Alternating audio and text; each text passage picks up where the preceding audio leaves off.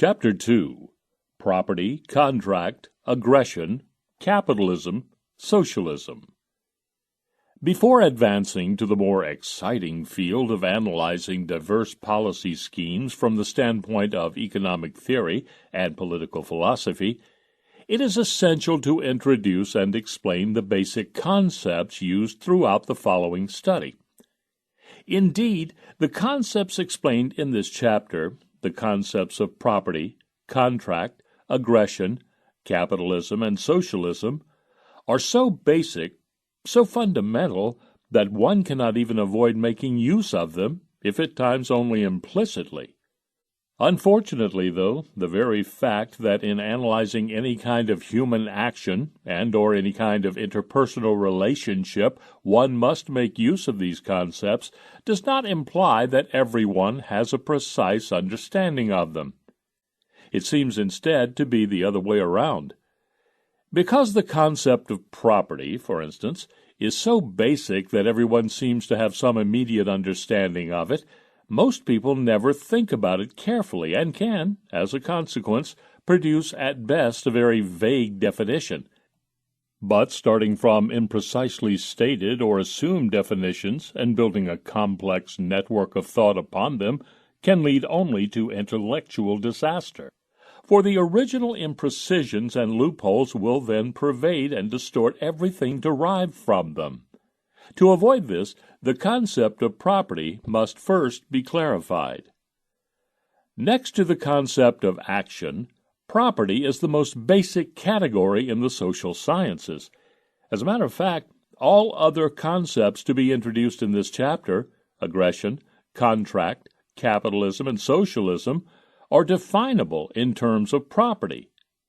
Aggression being aggression against property, contract being a non-aggressive relationship between property owners, socialism being an institutionalized policy of aggression against property, and capitalism being an institutionalized policy of the recognition of property and contractualism.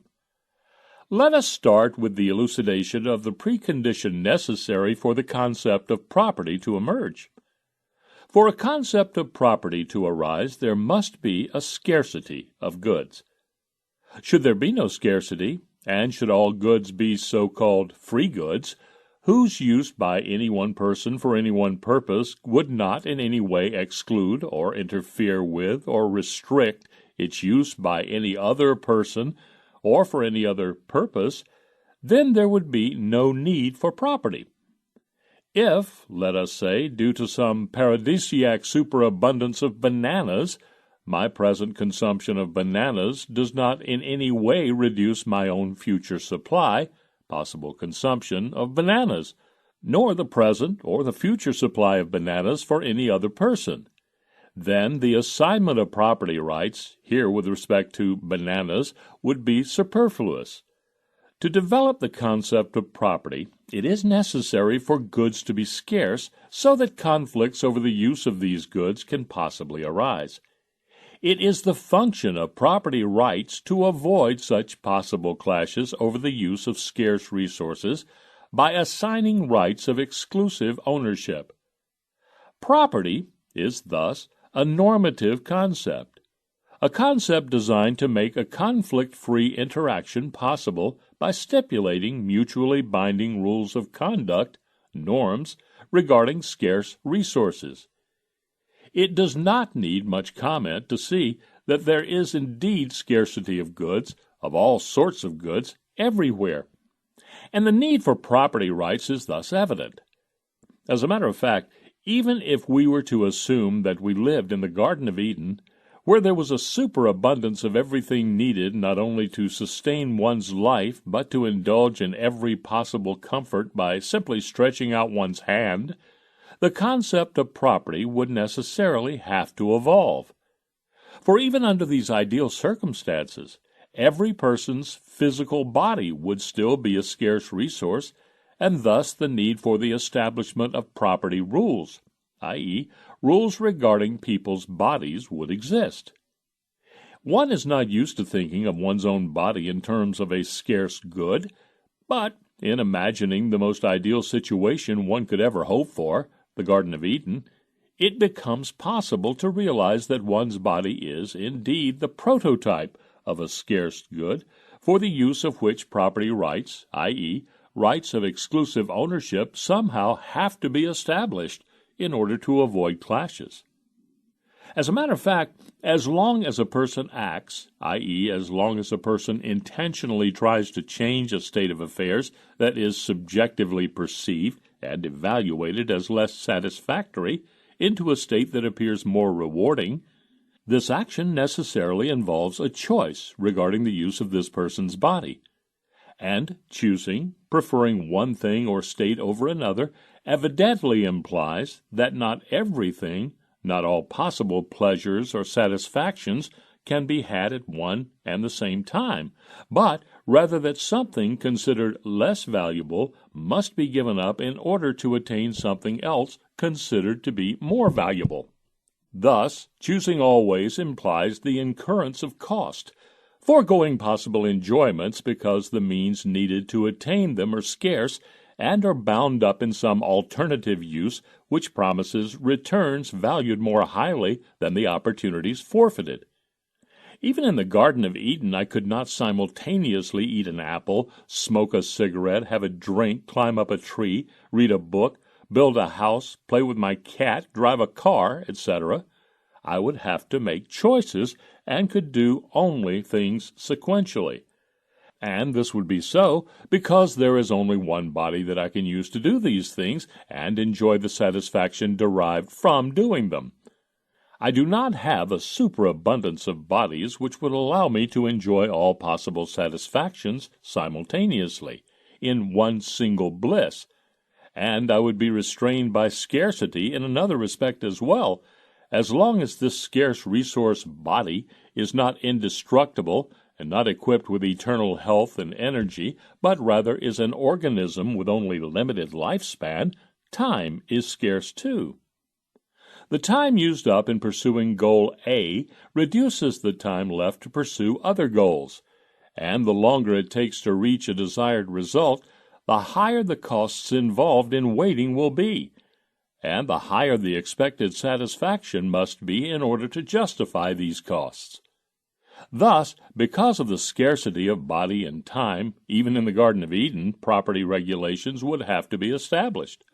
Without them, and assuming now that more than one person exists, that their range of action overlaps, and that there is no pre-established harmony and synchronization of interest among these persons, conflicts over the use of one's own body would be unavoidable.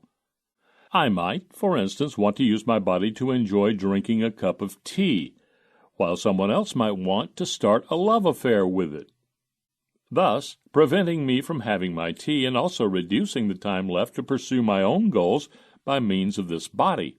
In order to avoid such possible clashes, rules of exclusive ownership must be formulated.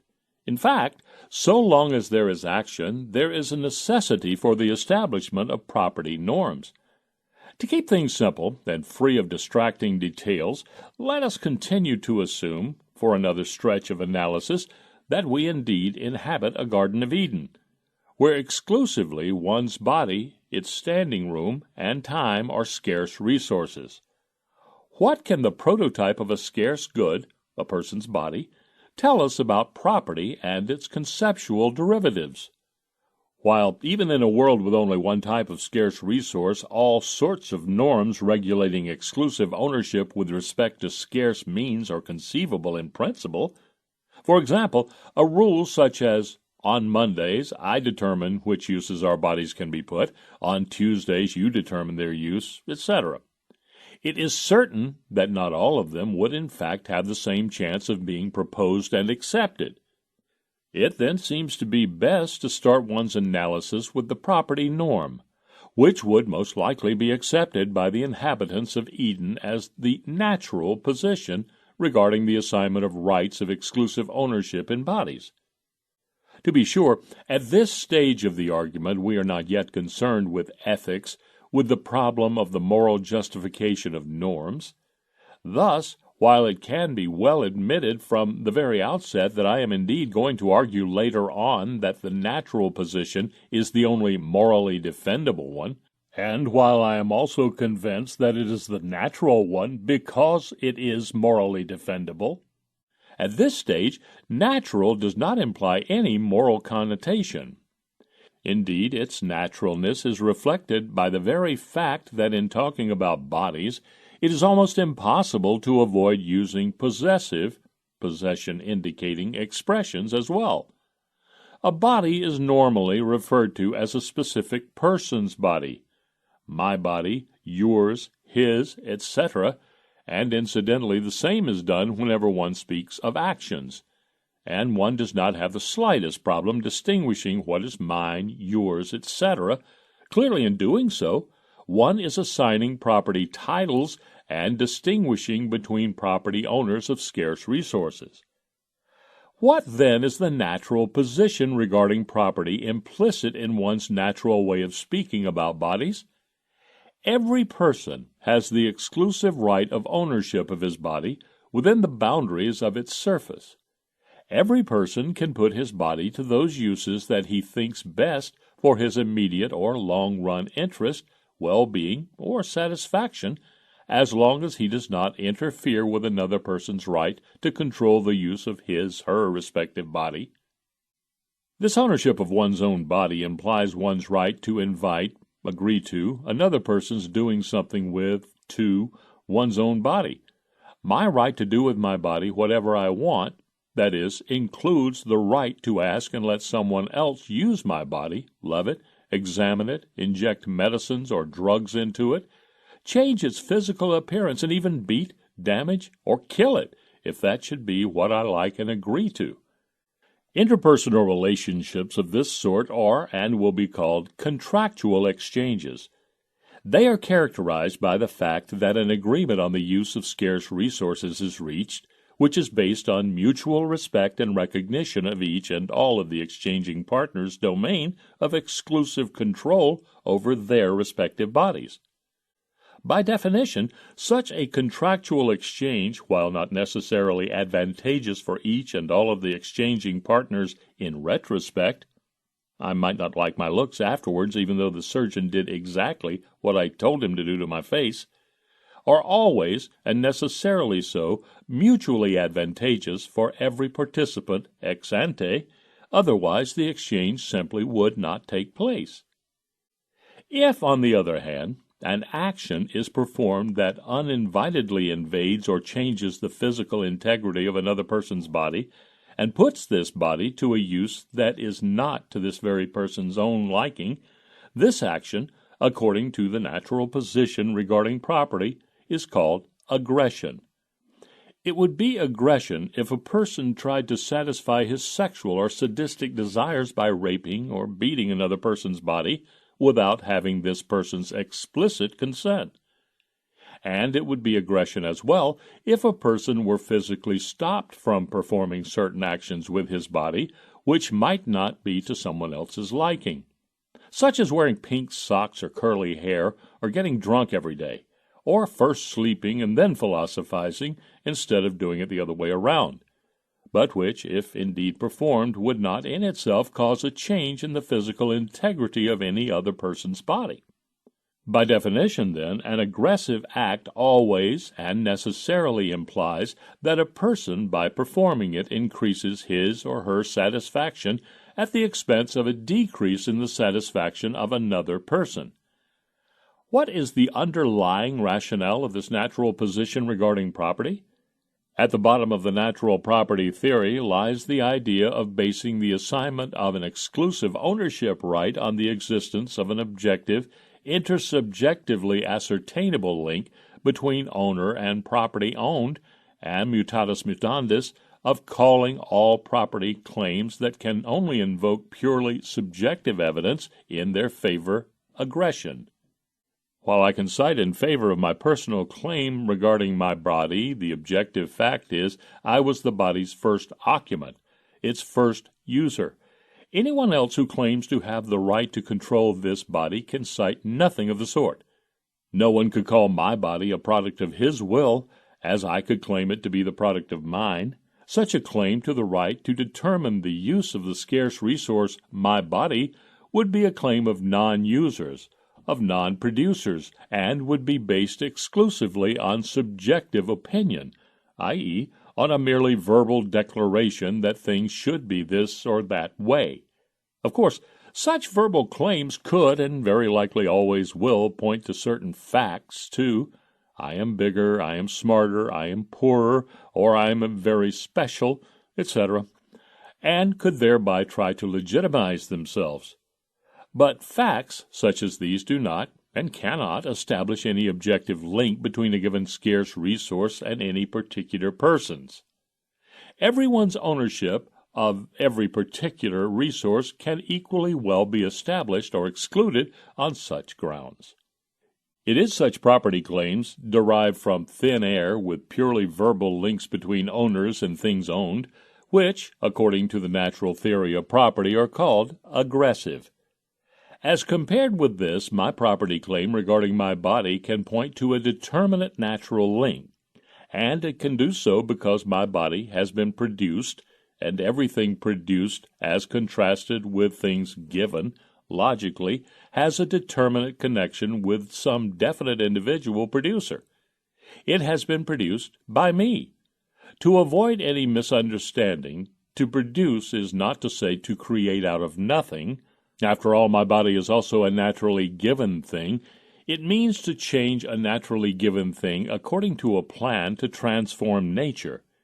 It is also not to say to transform each and every part of it. After all, my body has lots of parts with respect to which I never did anything.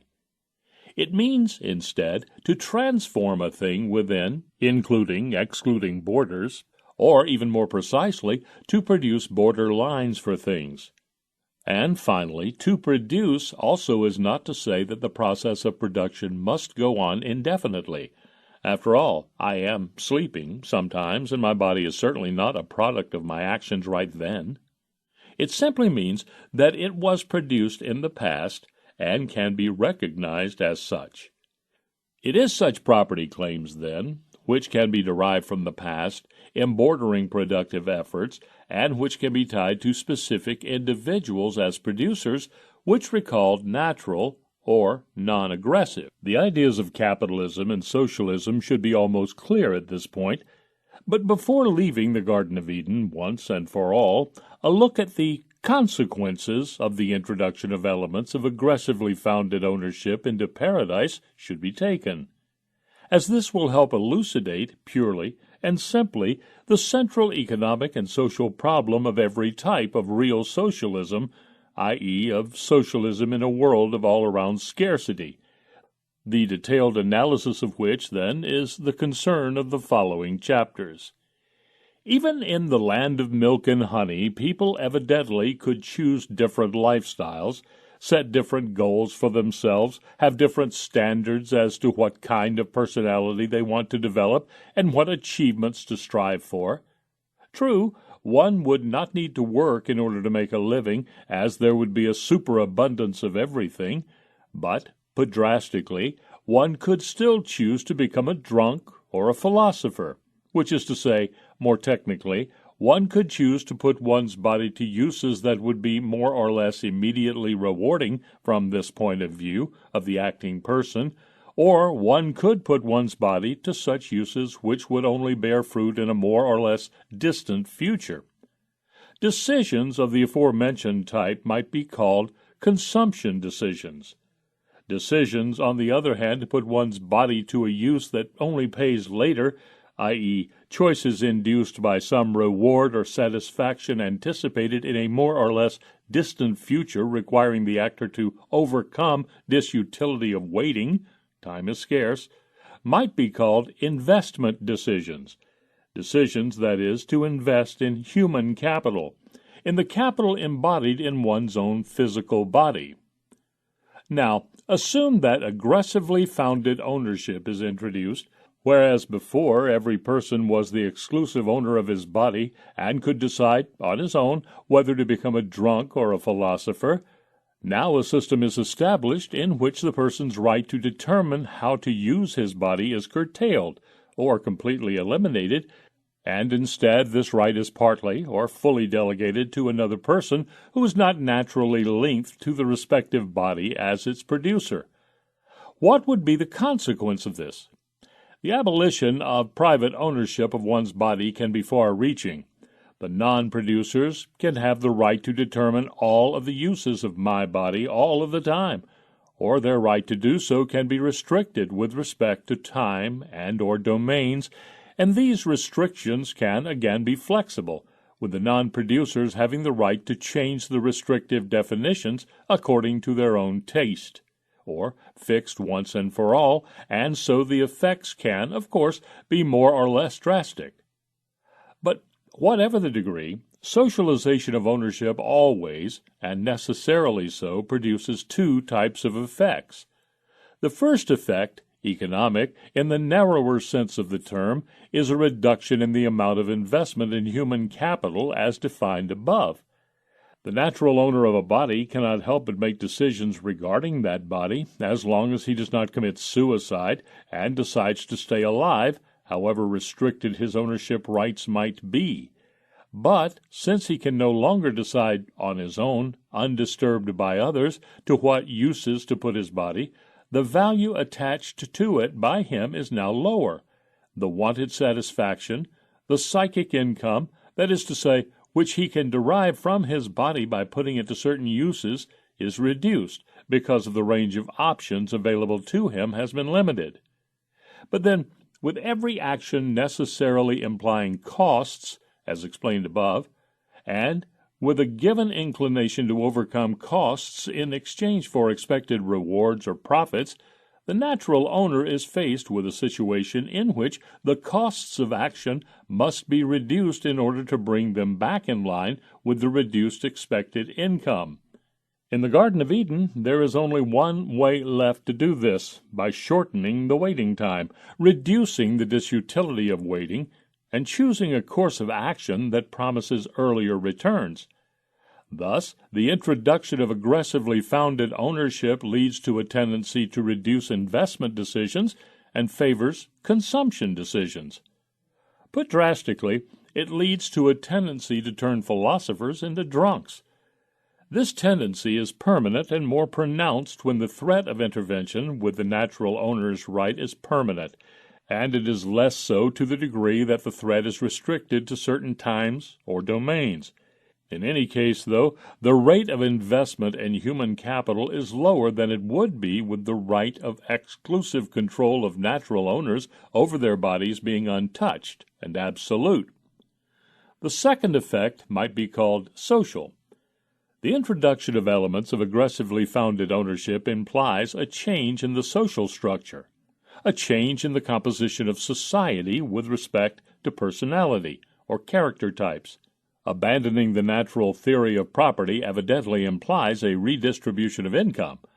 The psychic income of persons in their capacity as users of their own natural body, as persons expressing themselves in this body and deriving satisfaction from doing so, is reduced at the expense of an increase in the psychic income of persons in their capacity as invaders of other people's bodies. It has become relatively more difficult and costly to derive satisfaction from using one's own body without invading that of others, and relatively less difficult and costly to gain satisfaction by using other people's bodies for one's own purposes. This fact alone does not imply any social change, but once a single empirical assumption is made, it does.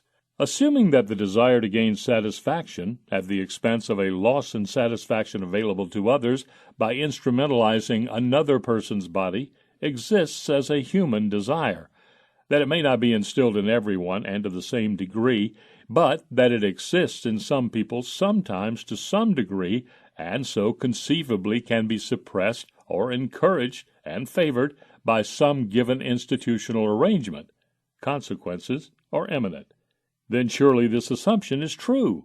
Then the redistribution of chances for income acquisition must result in more people using aggression to gain personal satisfaction and/or more people becoming aggressive, i.e., shifting increasingly from non-aggressive to aggressive roles and slowly changing their personality as a consequence of this, and this change in the character structure, in the moral composition of society, in turn, leads to another reduction in the level of investment in human capital. In short, with these two effects, we have already pinpointed the most fundamental reasons for socialism's being an economically inferior system of property arrangements. Indeed, both effects will reappear again and again in the course of the following analysis of socialist policy schemes. All that is left now is to explain the natural theory of property as regards the real world of all-around scarcity, for this is the point of departure for all forms of real socialism. Notwithstanding some evident differences between bodies and all other scarce resources, all conceptual distinctions can be made and applied again without difficulties. Unlike bodies, which are never unowned, but always have a natural owner, all other scarce resources can indeed be unowned. This is the case as long as they remain in their natural state unused by anyone. They only become someone's property once they are treated as scarce means, that is, as soon as they are occupied in some objective borders and put to some specific use by someone. This act of acquiring previously unowned resources is called original appropriation. Once unowned resources are appropriated, it becomes an aggression to uninvitedly change their physical characteristics or to restrict the owner's range of uses to which he can put these resources, as long as a particular use does not affect the physical characteristics of anyone else's property, just as in the case of bodies. Only in the course of a contractual relationship, i.e., when the natural owner of a scarce means explicitly agrees, is it possible for someone else to utilize and change previously acquired things, and only if the original or previous owner deliberately transfers his property title to someone else, either in exchange for something or as a free gift, can this other person himself become the owner of such things. Unlike bodies, though, which for the same natural reason can never be unowned and also can never be parted with by the natural owner completely, but only be lent out as long as the owner's agreement lasts. Naturally, all other scarce resources can be alienated, and a property title for them can be relinquished once and for all. A social system based on this natural position regarding the assignment of property rights is, and will from now on be called, pure capitalist. And since its ideas can also be discerned as the dominating ideas of private law, i.e., of the norms regulating relations between private persons, it might also be termed a pure private law system. This system is based on the idea that to be non-aggressive, claims to property must be backed by the objective fact of an act of original appropriation, of previous ownership, or by a mutually beneficial contractual relationship. This relationship can either be a deliberate cooperation between property owners or the deliberate transfer of property titles from one owner to another. If this system is altered, and instead a policy is instituted that assigns rights of exclusive control over scarce means, however partial, to persons or groups of persons that can point neither to an act of previous usership of the things concerned, nor to a contractual relationship with some previous user-owner, then this will be called partial socialism. It will be the task of the next 4 chapters to explain how different ways of deviating from a pure capitalist system, different ways of redistributing property titles away from natural owners of things, i.e., from people who have put some particular resources to a specific use and so are naturally linked to them, and on to people who have not yet done anything with the resources, but who have simply made a verbal, declarative claim regarding them, lowers investment and increases consumption, and in addition causes a change in the cooperation of the population by favoring non-productive over productive people.